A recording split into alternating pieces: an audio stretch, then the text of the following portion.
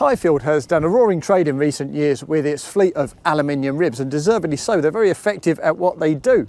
But we've come down to Morgan Marine in Brightlingsea in Essex this morning to take a look at this, the first in the all-new line of fiberglass hybrid adventure boats.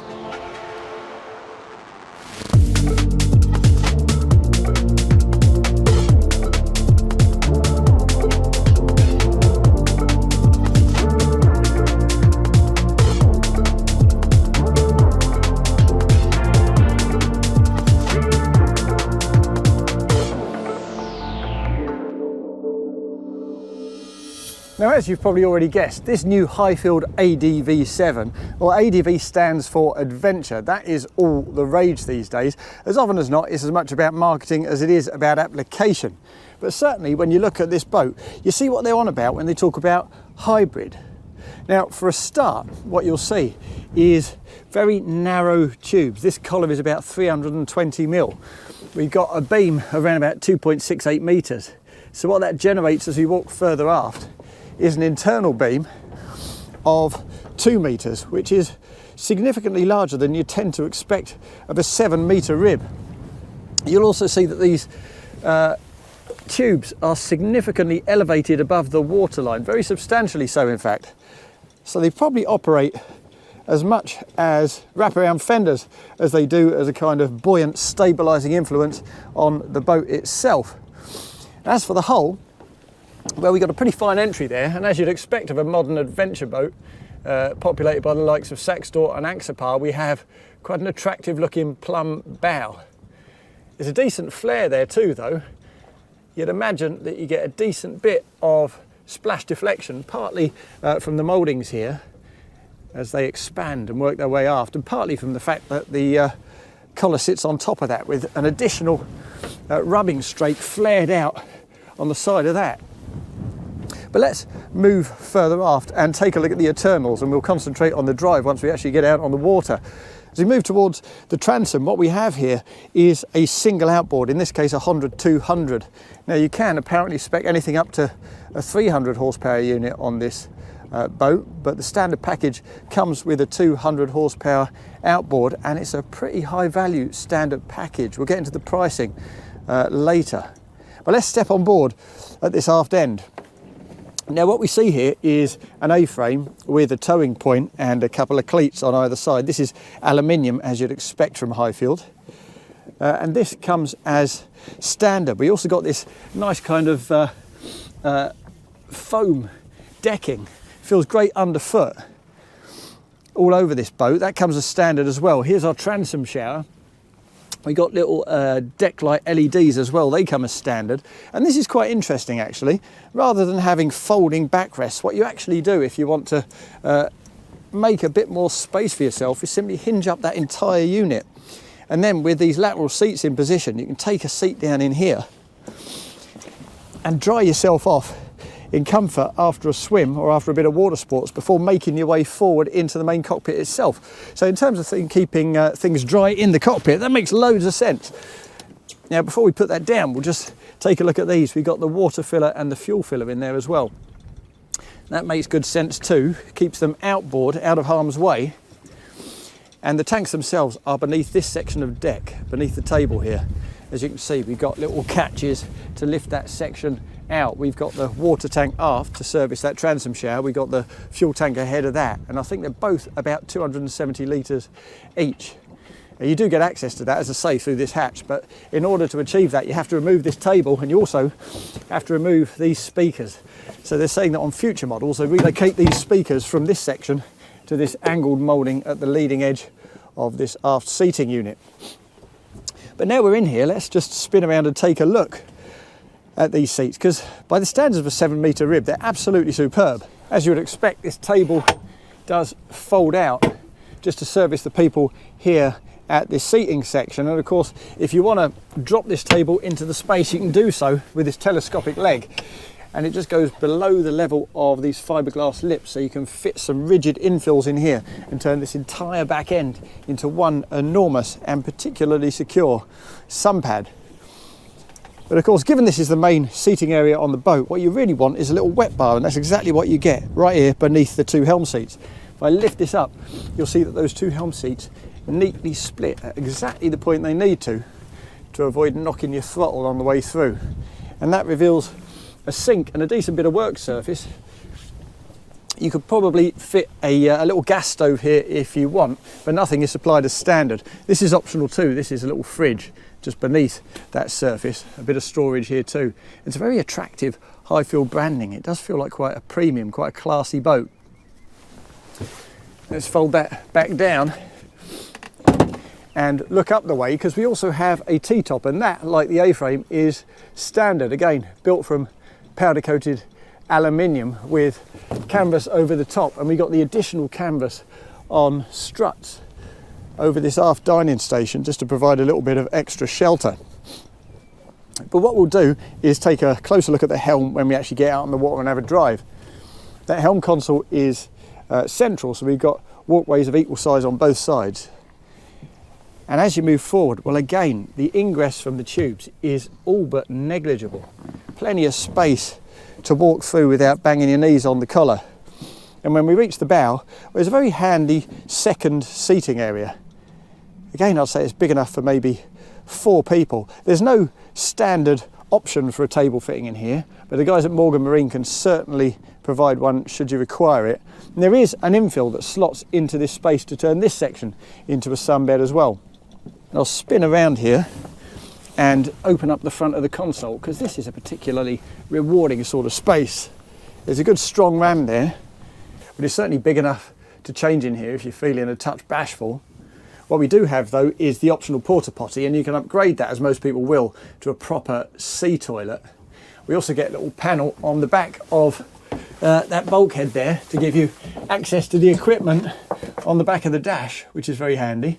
And although there are no windows in the sides of this console, if I just sit myself down and point the camera up, you'll see we've got a window in the leading edge there, so you do get a little bit of a view and some natural light.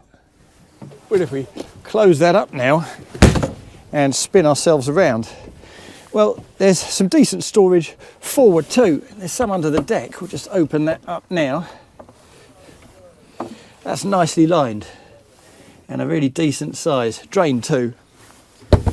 There's some more up in the forepeak itself, and as you can see, we got a little hatch there just to access the anchor chain.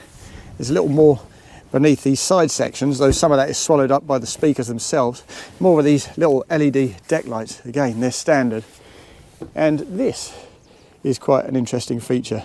One of the 3 main options they have on this boat, an electric windlass, which is by no means something you tend to expect on a 7-metre open boat like this.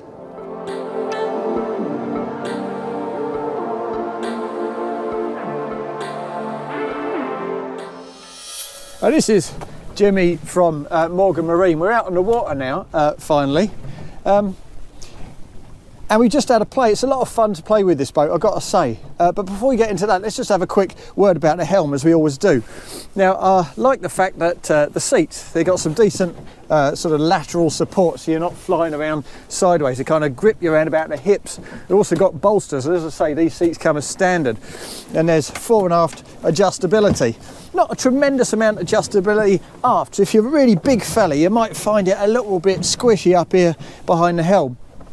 But the wheel is adjustable too, and the sitting position with a little foot brace down below, again lined with that kind of soft touch spongy PVA style decking. That's grippy and that's very, very comfortable indeed. As for the helm station itself, there's not a tremendous amount to talk about. It's quite pared back, but what we do get is the Honda display, a little 9-inch plotter, though there's room on the upper tier of the dash, I reckon, for a 12-incher, and they assure me that that's the case. A couple of cup holders, which is welcome, and some basic switch gear on the top there. The throttle in the centre on its own little plinth, which is handy, keeps it well away from those walkways on either side if you've got kids running about.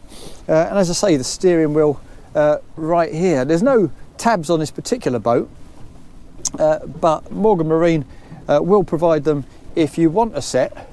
And what I also like here is the fact that we got good grabbing points on this T-top, which, as I say, comes as standard. That's particularly handy for the co-pilot, of course. and a decent bit of shelter and a good size of screen, decent elevation there, and little side wings that come a little further aft just to protect you a little bit more fully when you're underway. But we'll get underway right now. Just trim her right in and get ourselves going. We'll spin around and head back up towards the mouth. Before we get right up on the plane, well, we've seen this before with various other boats where you kind of extend that waterline length with a plumb bow that dips down, quite a fine entry. When you're just easing along at 4, 5, 6 knots, directional stability, very good indeed. And I quite like the fact that we're a decent way forward in this boat. The bow is quite close to us, it feels quite intimate, and because we've got that boarding rail, we saw this on the Arxon 8 metre we tried a few weeks back. It kind of feels like a crosshair in your vision. It's quite an attractive thing. But let's get up on the plane, see how she goes. We got the 200 horsepower unit on the Transom. And as I say, you can spec up to 300 horsepower on this boat. Well, look at that. Pretty much 30 knots already. A little bit of bow lift. It feels a shade bow light, but you can just a little blip of the throttle and leave your hump behind, just settle her back down.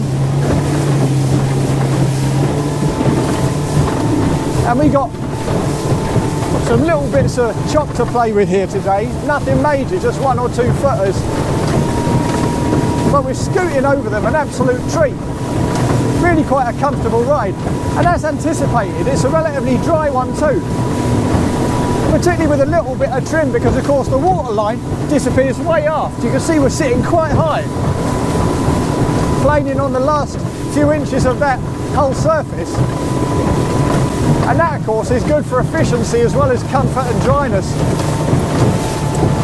At 20 knots we're seeing about 1.3 litres per nautical mile. But even at the very top end, we're still seeing just 1.8 litres per nautical mile at 38 knots for a range of 120 miles, or a cruising range at 20 knots of about 160.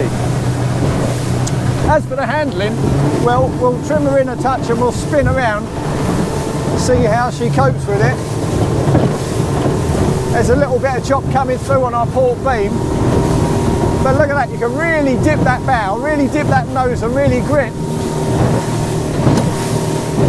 And then trim her out again on the straight, just lift the skirts. I think Jimmy's just keeping an eye on where I'm heading. I'm getting a bit excited, and we got a few shifting sandbanks around here, haven't we? Yeah. That's more like it. I'll just get past this little marker buoy. But as I say, I feel pretty well protected here. I'm very comfortable in the standing position.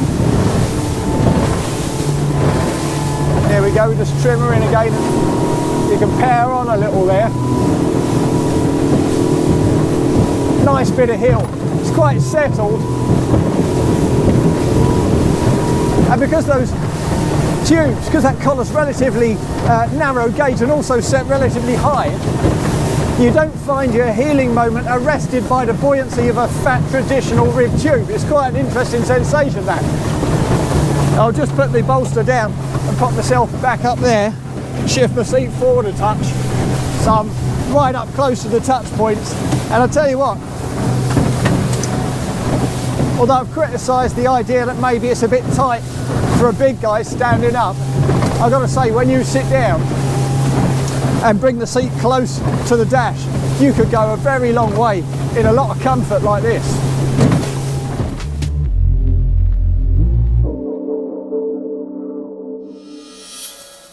Well, there you have it. That is the new Highfield ADV7, the first in their new line of fibreglass hybrid adventure boats.